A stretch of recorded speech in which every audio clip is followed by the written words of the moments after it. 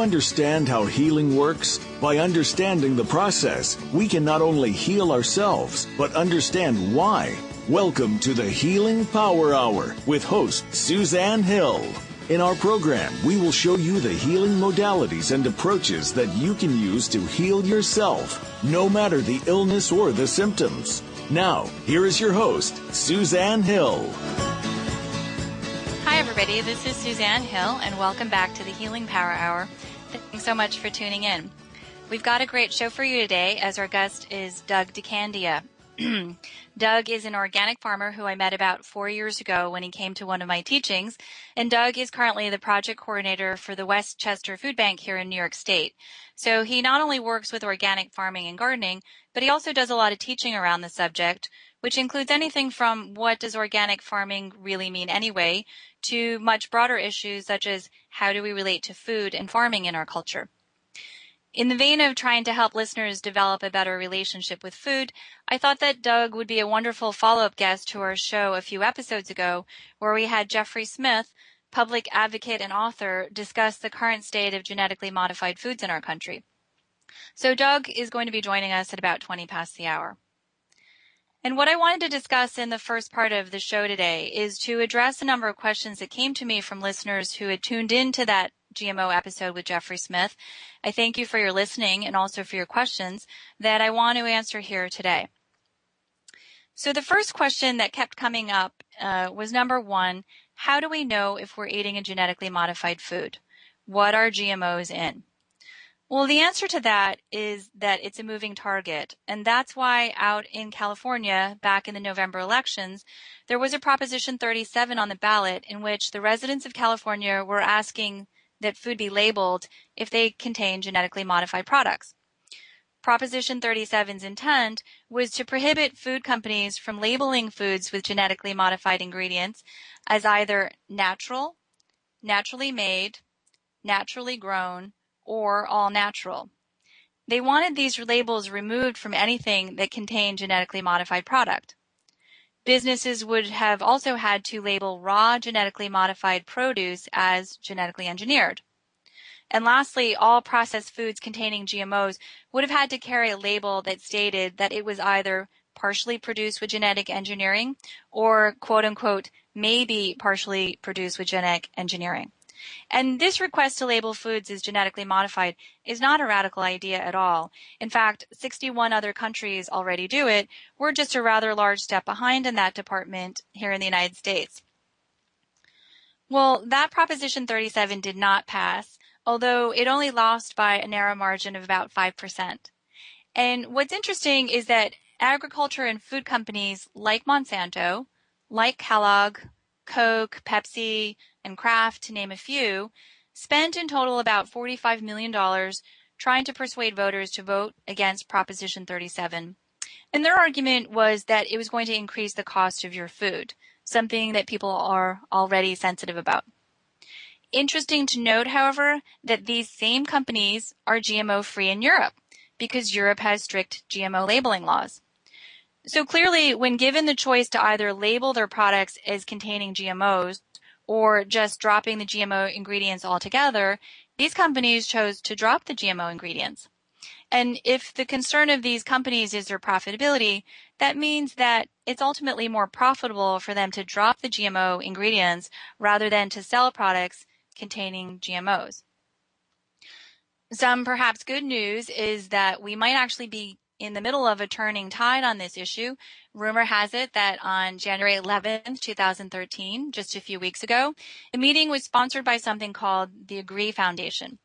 And the Agree Foundation is a coalition of foundations active in agriculture, and it's co-chaired by former Clinton Agricultural Secretary Dan Glickman, as well as CEO Gary Hirshberg of Stonyfield Farm. Representatives of the FDA and Walmart were supposedly at this meeting, as well as 20 other companies, and rumor has it that these companies got together to discuss the stance that they may actually no longer oppose the GMO labeling of products. And while that might sound great, the only concern among grassroots advocates is that when you have industry that's been stonewalling what the consumers have wanted for years and years and years, and then all of a sudden they finally give in, and they start to begin to create legislation at a national level in conjunction with the government, what typically happens is that those rules and regulations are much weaker than the standards that would have been imposed if they had been created at the local level with consumer advocates. So we're going to have to keep our eyes and ears open on that one to see what happens. But the bottom line is that the reason we want these rules to be rigorous in the first place is because we want to know if we're eating something with GMOs in it. It's very plain and simple. And the truth is that whatever the large corporations do decide has an enormous impact.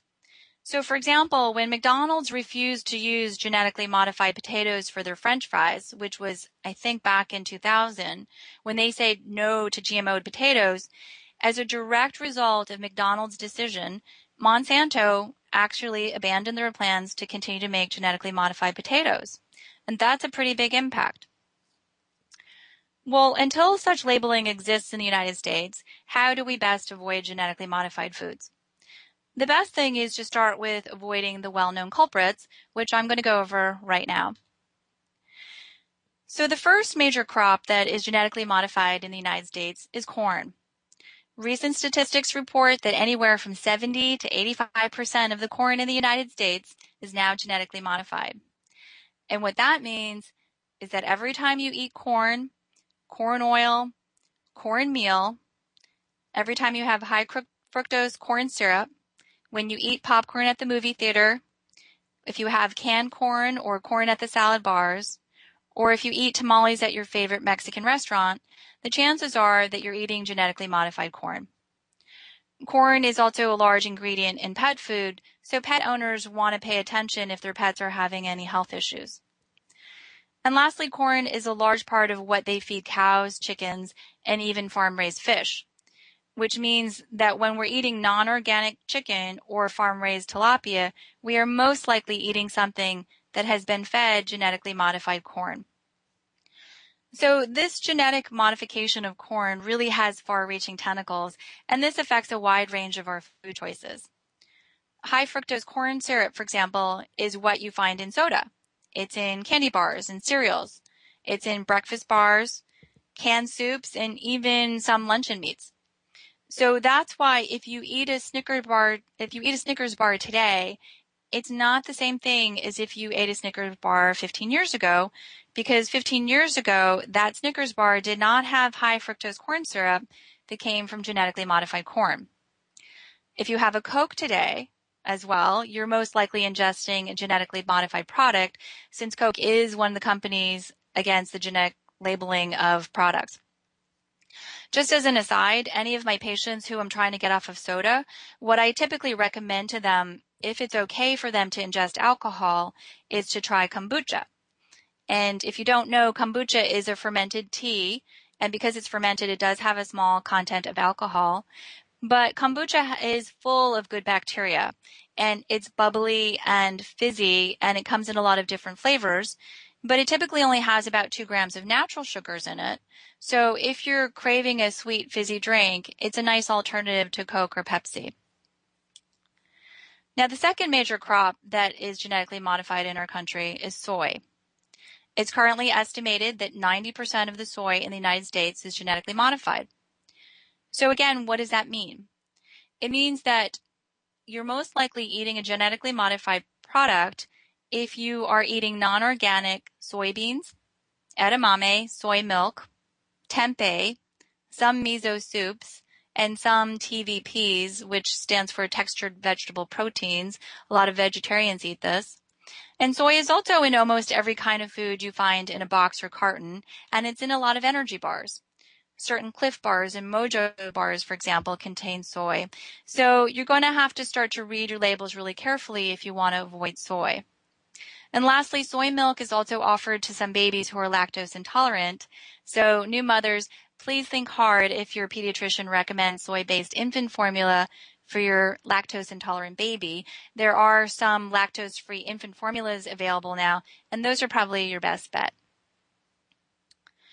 The next major genetically modified crop is beets. And a lot of people like beets, but for those of you who are saying, I never eat beets, I don't have to worry about that, well, guess again. And why is that? because beets are the source of about 30% of our table sugar in the United States. So when you sit at the diner and put a teaspoon of sugar into your tea or coffee, you have no idea if you're getting genetically modified sugar or not. So as you can see, if you really start paying attention, it can get a little uncomfortable once you realize how much GMOs have infiltrated our lives without our even knowing it. By the way, for those of you who are concerned about whether or not you're potentially eating genetically modified sugar, you're best off getting organic cane sugar at the health food store and carrying a packet or two of it in your backpack or purse for when you need it. But again, this is why people in the know are pushing for GMO labeling. It just makes it easier for us to know what we're consuming. Another important area I want to cover is dairy. A huge part of dairy in this country comes from cows that are injected with something called RGBH, which is a recombinant synthetic hormone. And that means that it's a genetically modified hormone. RGBH is given to cows specifically to increase their milk supply. And the FDA approved of this in 1993, and the sale of milk from cows injected with RGBH began in 1994. Now, what they found in cows given this hormone is that, yes, they do increase the output of milk by these cows. But these same cows have increased mastitis by 25%, meaning mastitis is an infection of their udders, and so that means that they need more antibiotics to clear that infection. And these cows also have reduced fertility rates of about 40% and have a much shorter lifespan. The European Union will not allow the sale of RGBH products, but here in the United States, it's currently available in all 50 states. So what is the issue if we drink RGBH milk or RGBH dairy products? Well, a key concern is that RGBH increases milk production by stimulation of another hormone called IGF-1. And IGF-1 is a naturally occurring potent growth hormone and cell death inhibitor that's been implicated in breast cancer, colon cancer, and prostate cancer, as well as it's been implicated in abnormal cell growth. Now, we don't know what the actual effect is on humans, but I think it's important for you to know these facts so that you can make a decision for yourself about whether you want to ingest RGBH dairy products. If you buy a half gallon of milk, for example, it's going to be $1 or $2 more expensive than non-organic milk. And for most households, that can end up to be about $8 to $10 extra a month. So please do think about it, particularly if you have young children. If you want to avoid RGBH, you are going to want to buy organic to avoid it. And that means organic milk, organic cheese, and organic cheese sticks for your kids. Or you can also buy cheese that's imported from Europe. But that also means organic ice cream. And lastly, as far as vegetables other than corn that are genetically modified, the ones that keep appearing in different reports are squash, both zucchini and yellow, as well as tomatoes. The information on this is actually quite hard to pin down because different reports say different things and it's hard to know what to believe. So until GMO labeling happens, if you have the means, you're going to want to try to eat organic as much as possible because that's the only way you're going to know if you're not ingesting genetically modified foods. Which leads us to the other major question that was asked several times from listeners. How do I know that genetically modified foods are in fact the culprit behind my patient's illnesses? Well, if you're not a health practitioner and you get your information about health and medicine through the media, you may not know what to believe or not believe about GMOs. But the beauty of having a clinical practice where I've treated thousands and thousands of patients is that I get to see firsthand what happens when people alter their diets. If I alter my diet and I get a specific response, that's a pool of one person, and that's not enough data to draw any specific conclusions. But if I have several hundred patients who are willing to work on shifting their eating patterns, then I do get to see what happens to those patients as they make these changes, and then I get to see what happens to a much larger group. And what I've observed is that when I have a patient who is healthy and they make modifications to their diet, eliminating genetically modified foods and eating organic, we may or may not notice the impact to this patient. But when I have a sick patient and he or she makes these same dietary changes and sticks to them, again, eliminating genetically modified foods and switching over to organic, we will generally start to see an improvement in their health in a matter of weeks. And so working with sick patients is really how you know whether there's a cause and effect happening there. Children on the autism spectrum, for example, typically have numerous food allergies. And what experts are starting to realize now is that gut inflammation in these children can activate inflammation in their brain. And this inflammation in their brain is what affects cognitive processing and functioning, meaning that it can affect how they think and how they speak. So if these kids eat the wrong foods, it typically affects their speech and their thought processes in a negative way. I had a 4-year-old patient on the autism spectrum, for example, and he definitely had this gut-brain inflammation connection going on. With him, it was quite easy to see that the connection was tied to genetically modified foods, because if he ate non-organic meats, within minutes, his personality would change and his ability to speak in full sentences would become severely limited. You actually wouldn't believe it unless you saw it. I couldn't even believe it, but I did watch it happen several times in my office, so I know that there's a link.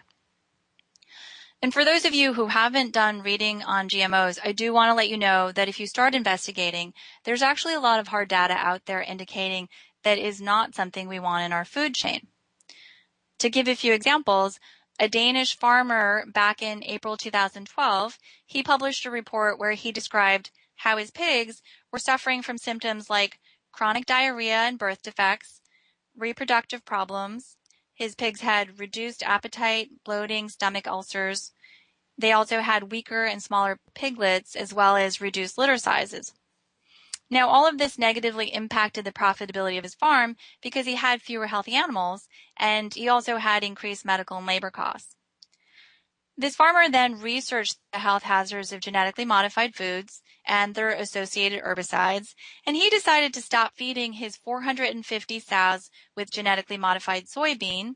Instead, he replaced their food with fish meal and non-genetically modified soybean. And what he began to notice was that just after 2 days of a genetically modified free diet, his pigs started to become healthier. There's also a famous study, at least it's famous in the GMO world. It was a study done by Cornell researchers back in 1999 who found that pollen from genetically engineered corn had a really nasty, unwanted side effect. And that was that the pollen from this genetically engineered corn would kill any monarch butterfly larva that it came into contact with. So these are facts. Yes, I am an alternative practitioner, but one thing I am also is a hardcore believer in science and math.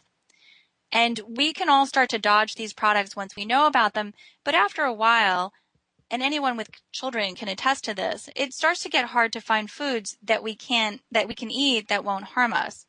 So it's really a lot easier just to not have them be in our food supply in the first place. In Chinese medicine, we have a saying, before 30, you cheat disease, and after 30, disease cheats you.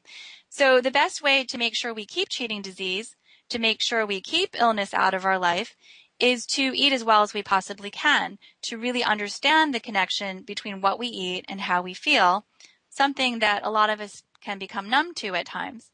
And that's why I wanted to have Doug DeCandia, organic farmer and gardener, be my guest for today, because I've noticed a lot more articles on organic foods cropping up that are hinting that the whole organic movement is not much more than a money-making marketing ploy, and I would like Doug to speak to that.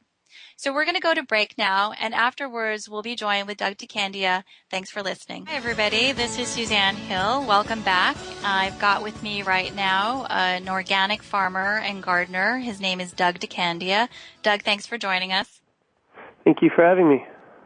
So I wanted to start the show off with you to describe to our listeners, a lot of us have some basics, but it's nice to hear it from the horse's mouth. What actually is how you would describe organic? What does organic mean to you? Organic agriculture is the production of food, of material, without the use of synthetic chemically based inputs. So That's basically the fundamental difference between organic and chemical-based agriculture is that organic does not use the synthetic chemicals that are used in chemical-based conventional agriculture. Now, a lot of what I read says that the problem with organic farming is that there's not enough of an output. Can you address that issue? If we don't use synthetic or chemical-based fertilizers, that we don't have a high enough output? That is an issue within organic agriculture, and I believe it's a malpractice in some ways. Chemicals are used in conventional agriculture to as pesticides to kill pests, to kill fungus, to kill things that inhibit the growth of plants that we want growing. In organic agriculture, without the use of those chemicals, there are growers need to find other methods of working to keep plants healthy.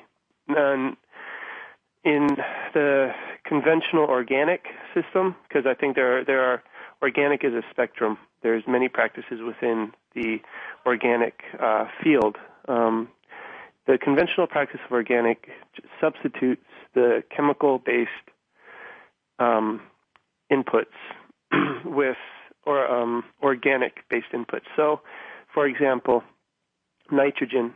In conventional agriculture, nitrogen comes in the form of ammonia or nitrates. That nitrogen is then either injected into the soil or fed to the plant to make the plant grow bigger, basically, is nitrogen. In conventional organic agriculture, nitrogen must come from an organic source, so a lot of farmers use things like fish meal or ground up fish parts, ground up animal parts that are very high in nitrogen, and use those to do pretty much the same thing, to feed the plant. So the output, because those ways are a bit more they're not as effective at killing insects, for example. The pesticides that organic farmers use are not as effective at killing pests as the poisons, basically, which are that chemical-based agriculture uses. And so organic agriculture, in a way, is the heart of organic agriculture is there, wanting to grow food without the use of chemicals. But it is they're substituting that for a lack in yield a lot of the time because plants are not healthy. And so in organic tends to focus on what is not being done, as in they're not using chemicals, but at the expense of plants, getting overtaken by weeds, getting eaten by bugs, getting, killed by disease. So that is, part of why the output for organic is lower than conventional systems as far as yield. But that is one type of organic approach to agriculture, and that in that way, that approach is not the most efficient. There are other ways that growers all over the world are using organic methods plus other rejuvenative methods that are very that work to build the efficiency of the plant through building soil so that the output is much greater. And is it really that much more expensive to do that? No. It's actually to do it well, to do it the right way is cheaper than using chemicals. Now, how much of this issue of lower output has to do with when you do organic farming, are you, from what I've read, that a lot of the farming practices changed with the industrialization of farming. And when they started planting things in rows versus in curves or circles, that changed the irrigation and that changed the soil. How much of that is true? I'm not sure if that has a big impact. The design definitely has an impact on output. In the row, in growing in rows, there are certain things that that for a lot of growers is the most efficient way to grow. It's the easiest to fit equipment through. It's the easiest to harvest. When we start, adding organic shapes, the curves and following hillsides, it tends to take away from the efficiency of using equipment and harvesting and things like that. However, those nonlinear shapes, so when we move towards the organic curves and, movement, growing along hillsides and not on flat, straight lines, if we move towards that organic kind of design, that is more in tune with nature and how nature wants things. There are no straight lines in nature, and so growing in straight lines inhibits the efficiency of nature, really, to aid, to help to have that hand in the growing process. Now, can you talk to one of the questions that a lot of patients have is, what's the difference between organic and local? And local is really highly promoted, but if I'm buying local, does that mean I'm not getting organic? Right. If you're buying local just means that you are buying some produce that is grown locally, organic, non-organic, biodynamically, however it's grown. Buying local has nothing to do with the practice of how that is produced. Do you think that buying local produce is better than buying in the grocery store, even if it's not organic? That's a big question. There's a lot. It really depends. You could buy genetically modified corn locally, or you could buy, you could go to the grocery store and buy a head of lettuce from, Pennsylvania, and that may be organic. And so there's, it's a complete spectrum of how it works. It really it comes down to the circumstance, to what the food is. There's a lot of things here that we can't grow around here, and just wouldn't make sense to buying bananas, coconuts, avocados, things like that.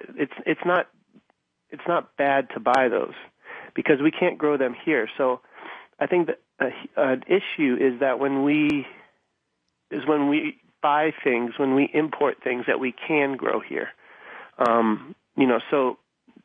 If we're buying tomatoes from California, we're exchanging that for nutritional quality that we can get here. And so there's a point where it just doesn't, it's really inefficient as far as energy. And in addition to the local and the organic question that we need to have, we need, to think about that, because just because something's organic doesn't mean that it's better for us. If something's local, it doesn't necessarily mean that's better for us. But when something is grown locally, we also know that it is in season with when we're consuming it, which is, I think, very, very important, because our bodies are on the same clock as nature. In wintertime, our bodies are not, working at that level to really digest and absorb, a fresh tomato, because tomatoes are not growing here in our New York winter right now. And so, we are directly connected to to nature. Whether we believe it or not, we are, and our digestive systems, and how our bodies are able to absorb the nutrients of what we eat is directly related to nature and to our place.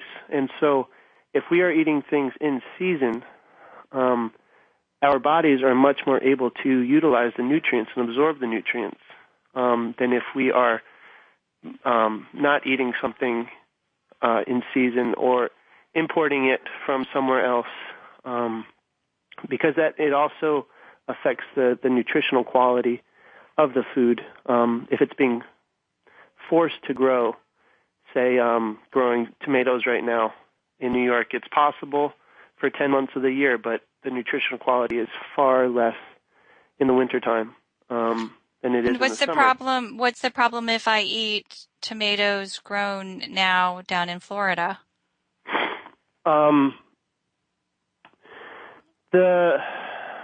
That gets into shipping as well. If the transportation of fruit crops like tomatoes is, the way that it is done in a lot of ways is tomatoes are picked green when they're hard, so that in transportation they don't get punctured, and then they are shipped by truck, maybe by some other means, and in the process of shipping from one place to another, they either ripen with or without the use of a gas that helps them ripen quicker. And so if we're getting tomatoes from, say, Florida now, those tomatoes are, they may taste okay, but the chances are is that they're not going to taste very good, partly because of that they're picked when they're not ripe, and also that the plants don't have the amount of sunlight necessary in wintertime to really produce a high-quality fruit. Florida is further south than we are up here in New York, but it is still, it's still at jeopardy for not having the amount of sunlight necessary to really fully maximize the potential of the fruit from the plant. So you're saying that even though Florida is warmer, in the wintertime it still doesn't have the light that you would want to grow a tomato with the optimal nutrition? Right. Because warmth is just one factor in the growth of fruiting crops. I'm actually, I don't know the growing climate in Florida, but it is winter, and tomatoes generally need a lot of sunlight in order to produce a fruit efficiently, and that is has a great amount of nutrients. And so even though it is warm, sunlight is the main food source of a plant. It's through photosynthesis that is how a plant utilizes and creates the food that it uses to grow. And so without sunlight, the plant is not getting the optimal nutrients that it needs in order to grow its fruit at its potential. So what other foods would you advise us to avoid at this point in our season? Mm-hmm. I mean, I would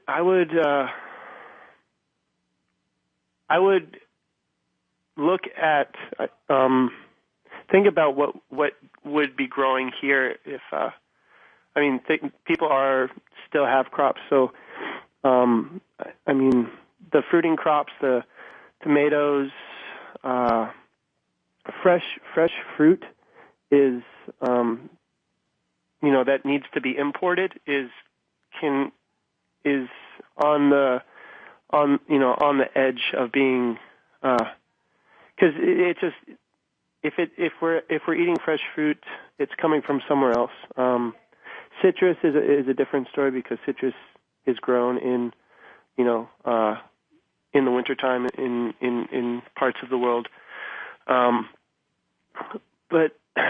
it's a question that people need to ask. It's, what feels right? Our bodies have this intuition of what it is that we want. There are foods that are warming. There are foods that are cooling in just their character. So I would say, there's so many foods. I would say the ones that we should eat, though, are ones that are, roots are very important in the wintertime because of the energy that they have stored and are able to give. Storage crops like onions, winter squash, dry beans, things that if we didn't have refrigeration, if we didn't have transportation to bring things from other parts of the world, that would be able to store and keep. So carrots, beets, turnips, things that are hardier, that don't lose their quality in a short amount of time. Okay. We're going to actually cut to break now. When we come back, I want to ask you some questions about the genetically modified foods and the energy of organic food. So right now we're going to cut to break, and we'll be back with Doug DeCandia, organic farmer. Thank you.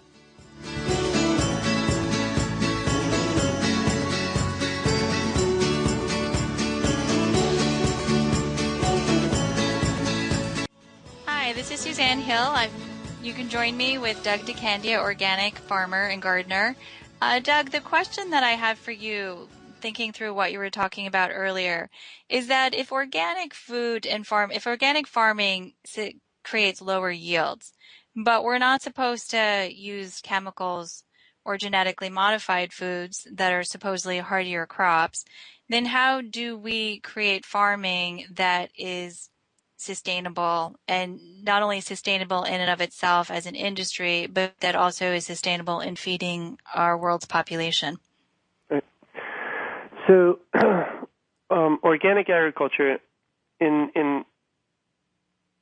there are examples where organic farms are lower yielding than conventional farms. There are examples of that. There are also many examples of organic farms being able to produce greater yields than in conventional agriculture systems. Organic is really a label. There's many facets of organic, many rules to stick to, many things to avoid, many things to do within the organic certification. But I think beyond all of that, when we get away from the marketing, organic is also a marketing tool. If we get away and look at practice, which is the most important thing, the most important thing is the production.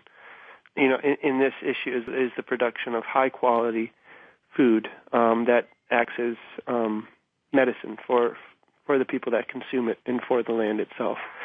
The biggest issue, I think, with chemical-based agriculture is that if it's GMO, if it's not GMO production, it is the use of chemicals destroys the life of the soil.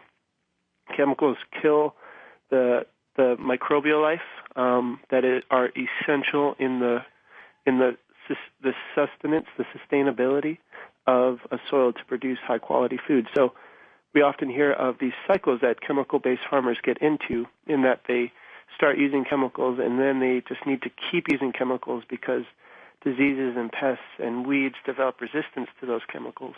And what is happening is that the life systems of the soil are dying. The soil is a living organism. It's alive. It's an ecosystem with billions of tiny life forms in it that regulate it. And the use of chemicals destroys that life form. And so if chemicals are used year after year after year, the soil dies and it is no longer able to sustain the plant itself. And so that is why chemicals are used.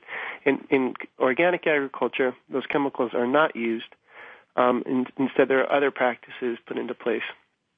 And so in exchange for not using the chemicals, organic agriculture needs to find other ways of producing high-quality food.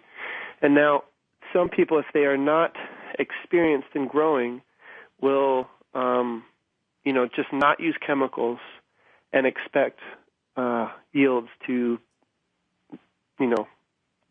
be fruitful. Expect plants to keep producing. But, if things are not, if the management and the operation are not run well, weeds can compete with the plants. Pests can come in if that plant is sick. Disease can come in if that plant is sick, and greatly decrease yields. And that has been one of, I would say within the agricultural movement, a huge, a step back in a way.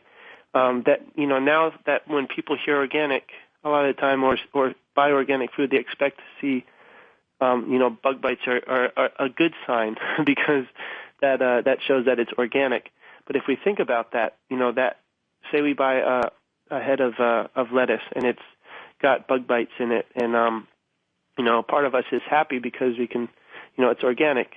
But the bugs are attacking that plant because that plant is not healthy, and that plant doesn't have the immune system, the immunity to fend off the pests. And so because of that, because of its lack of nutrition, because of it's lacking something, it doesn't have the immune system to keep off pests. So if we use ourselves as human beings as an example for this, we get sick. We are more apt to get sick if our immune systems are weak. If we are not getting proper nutrition, if we are tired, if we are, working too much, our immune systems get weakened and we are more able to get sick. The same thing is with the soil, with plants. If plants are not getting what they need nutritionally, if they are pushed, if they're tired, they don't have the immunity to fend off pests and disease and to stand up against weeds. And so in organic agriculture, I think that in some practices, people have focused on, organic farmers have looked at what not to do. So don't use chemicals. Instead of looking at how do we make the system strong and able to produce high quality food. And so the way that is done is really by addressing deficiencies within the soil. So, our soils in, at least in the Northeast, tend to be lacking. Most of this area was in forest, and when it was deforested, trees were gone, and the ecosystem was disturbed, and the soil was the ecosystem changed a lot, and that affected the soil. And so, and that coupled with over-tilling and agricultural practices that for years that really just took from the land, took from the soil without giving anything back. We are left now with soils that are not at their optimum. And so in order to produce quality plants, high nutritional value plants, we need to address the deficiencies within the soil. Yeah. I've read a lot of some of my patients who've had hair samples taken, and you send them to the lab to see if there's any deficiencies. The most common deficiency that you find is a selenium deficiency. Yeah. And selenium's an issue because lack of selenium is associated with higher rates of cancer. Yep. But from what the lab report always comes back and says patient deficient in selenium, and they have a little note and says because of improper crop rotation in the Northeast. It does say that in the Northeast, yes. Wow. Most people are deficient in selenium, and so it's advised that you supplement. Wow. So my question for you is, when did this improper crop rotation, is that true? And when did farmers stop? Crop rotation is that might be just that might just be a way of saying improper food production, I guess. Crop rotation is a practice within agriculture of not growing the same crop in the same place in consecutive years in order to break disease cycle, break pest cycle, to even out the nutrient uptake that different plants. So in a monoculture system, a plant is grown in the same place every year, and that really depletes the soil. That is, so crop rotation is, improper crop rotation could be part of that, but it's also the use of chemicals that have killed the life of the soil. It's years of taking without recognizing that we need to put back. So with crop rotation, by practicing crop rotation, that's not going to necessarily where we are now. It's not going to put nutrients back. It's going to avoid taking the same nutrients. And so, in order to, if we look at it like there is there's a point where the soil has everything that it needs. Right now, we are below that point, and so, if we want to be practicing a sustainable agriculture, or agriculture that will sustain life, we need to get back to that point where the soil has everything that it needs, and then sustain there. If we are to sustain here, where we are right now, we're sustaining at a level that is below par. Mm-hmm. Below par. That is, so we need an agriculture that is organic, but beyond organic, that is rejuvenative, that will feed the soil, get the soil back to its proper, its necessary level of functionality. So with minerals like selenium, by adding amending soil with selenium, with there are trace elements and there are macro elements that are essential in plant growth and human nutrition. Selenium is just one. What I recommend and what I do is take a soil sample of all my fields, which then the analysis shows what the soil is deficient in as far as optimal mineral quantities, and then I would amend. I would add those minerals to the soil, incorporate them into the soil, so that the soil is at its optimum mineral level. Now, with humans, you can supplement with vitamins, nutritional supplements to get if a human's deficient, and that can work well. Of course, eating food that has that nutrition in it works better. Is that same thing true with the soil? Is it better to add supplements, or is it better to, my father composts? I mean, he has very rich soil and he composted for years. Is that the best way? And if so, how do you do that on a mass scale? Right. So the way that plant systems work, a plant absorbs nutrients from the soil through its roots. The nutrients go up through its body and help in the process of photosynthesis, which the plant absorbs sunlight and carbon dioxide and converts it into sugar, which is then goes back down into the roots and exudes out of the roots as food for the bacteria and the fungi in the soil. And so basically the healthier that the plant is, mm-hmm. the healthier the soil is. And so when the more sugars that a healthy plant exudes out of its roots. Okay, you're going to have to wrap up here. I'm sorry, I didn't realize the time. Just 1 minute. Okay. Okay. So compost is not a fertilizer. It is not a soil amendment. It is it creates structure in the soil so that when we add minerals, when we add supplements, in a holistic form. We're not adding one thing here, one thing there. We need to add it in whole. Okay. We're going to have to, I'm sorry to interrupt, we're going to have to close with that, but we'll continue this discussion and I'll be able to post some stuff. But Doug, thanks for joining us today, and thank my listeners for listening, and hopefully this was helpful to you. Thank you. Okay. Thank you so much for joining us this week. Please join Suzanne Hill for another edition of the Healing Power Hour next Wednesday at 11 a.m. in the West, 2 p.m. in the East on the Voice America Health and Wellness Channel. Have a healthy week.